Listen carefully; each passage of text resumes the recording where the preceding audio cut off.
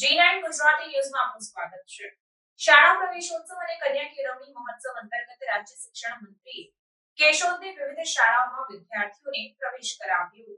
સૌ ભણે સૌ આગળ વધેના સૂત્ર સાથે તત્કાલીન મુખ્યમંત્રી અને વર્તમાનના દેશના યશસ્વી વડાપ્રધાન નરેન્દ્રભાઈ મોદીએ શરૂ કરેલ શાળા પ્રવેશોત્સવ અને કન્યા કેળવણી મહોત્સવ અંતર્ગત માનનીય રાજ્ય શિક્ષણ મંત્રી પ્રફુલભાઈ પાનશેરિયાએ કેશોદની ઇન્દિરાનગર પ્રાથમિક શાળા, નાનાભાઈ ભટ્ટ પ્રાથમિક શાળા અને સિદ્ધાર્થ હાઈસ્કૂલ, સરકારી LK હાઈસ્કૂલ, હટીસિંહજી વિનય મંદિર, શારદા વિનય મંદિર, રાજમહેલ પ્રાથમિક શાળામાં વિદ્યાની દેવી સરસ્વતીજીની વંદના કરી શાળાના બાળકોને પુસ્તકો ભેટ આપીને શાળામાં પ્રવેશ કરાવીને વિદ્યાર્થીઓને પ્રમાણપત્ર આપી સન્માન કર્યું હતું।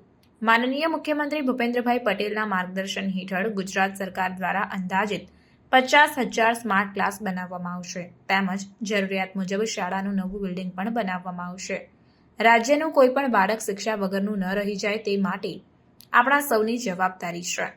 ઉચ્ચ નીચના ભેદભાવથી દૂર રહીને સર્વ શિક્ષા અભિયાનને સાર્થક કરીએ તેમજ સમાજને દેશને જાગૃત બનાવીએ।